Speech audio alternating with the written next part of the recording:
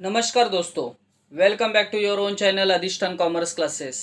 आज के वीडियो का हमारा सब्जेक्ट है secretarial practice, first chapter secretary. और आज के वीडियो में हम देखेंगे टाइप्स ऑफ सेक्रेटरी। तो चलिए जल्दी से स्टार्ट करते हैं आज के वीडियो को। Types of secretary. The growth of industrialization and modernization has led to an increase in various types of organization.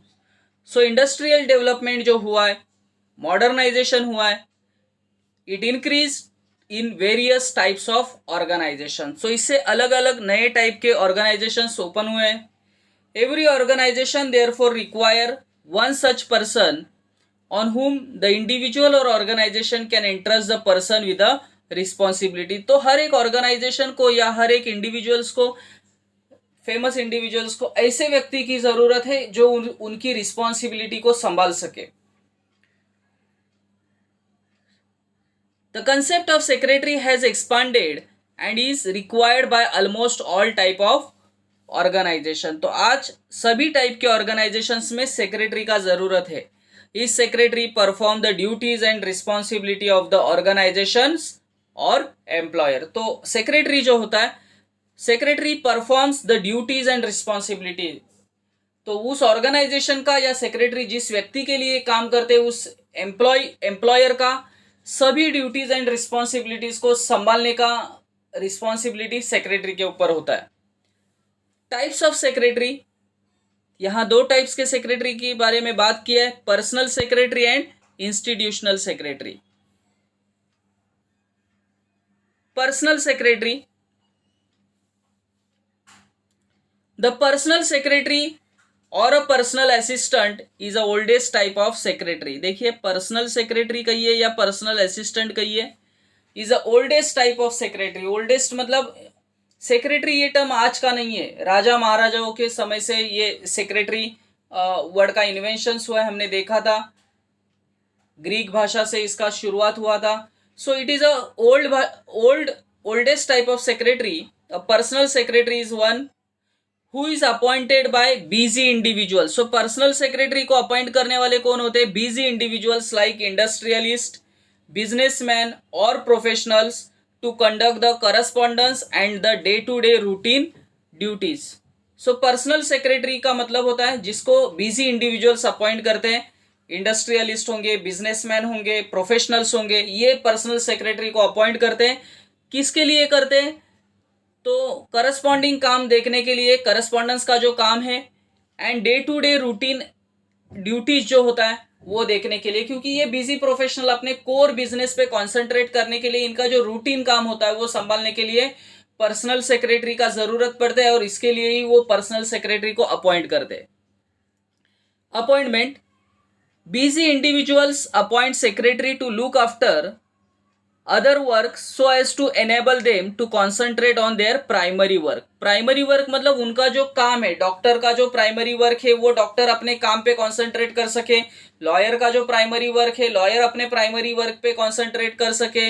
Engineer, CA, actors, politicians, leader, ministers, ये अपने प्राइमरी वर्क, अपने कोर काम पे अगर उन्हें ध्यान देना है तो उनका जो रूटीन काम संभालने के लिए एक ऐसे व्यक्ति की जरूरत होती है जो उनके रूटीन काम संभाल सके। सो बिजी इंडिविजुअल जो होते हैं वो सेक्रेटरी को, पर्सनल सेक्रेटरी को अपॉइंट करते हैं।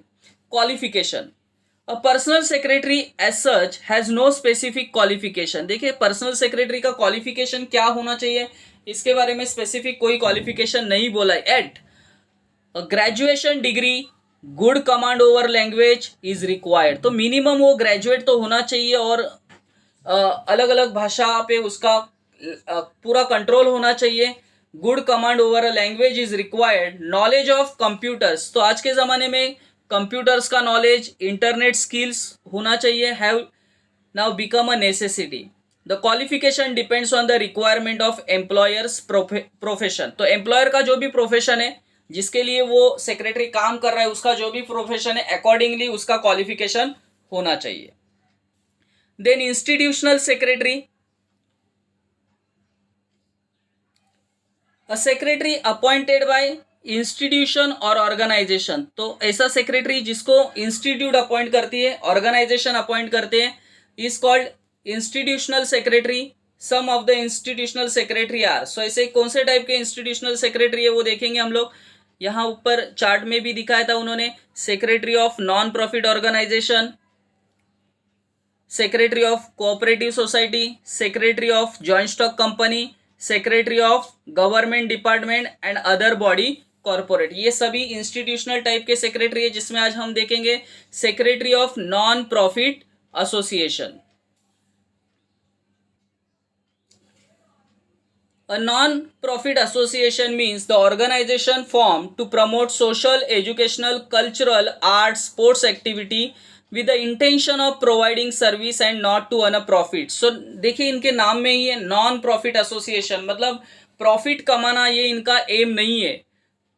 To promote social, educational, cultural, arts, sports activity with the intention to provide service. So social activities को प्रमोट करना, एजुकेशन को प्रमोट करना, कल्चरल एक्टिविटीज को प्रमोट करना, आर्ट स्पोर्ट्स को प्रमोट करना, उससे रिलेटेड सर्विस प्रोवाइड करना, ये इनका एम है।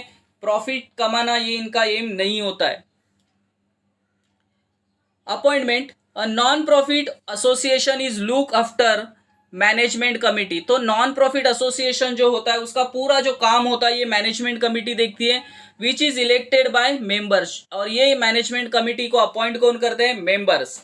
द सोसाइटी में बी फुल टाइम और पार्ट टाइम पर्सन वर्किंग और अ सैलरी बेसिस और अ हॉनरेरियम बेसिस। तो सेक्रेटरी जो होता है या एक फुल टाइम या पार्ट टाइम भी काम कर सकता है। सो नॉन प्रॉफिट ऑर्गेनाइजेशन को ऐसे पर्सन की ज़रूरत होता है जो फुल टाइम या पार्ट टाइम काम कर सके। The secretary may be a full time और part time person working on a salary basis और हॉनरेरियम बेसिस पे काम करता है सेक्रेटरी नॉन प्रॉफिट ऑर्गेनाइजेशन में।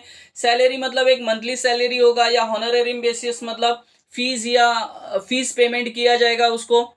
Example, Rotary Club, Lions Club, sports club, cultural club, chamber of commerce, ये सभी non profit organisations के एग्जाम्पल है। और ये सभी ऑर्गेनाइजेशंस को सेक्रेटरी का जरूरत होता है।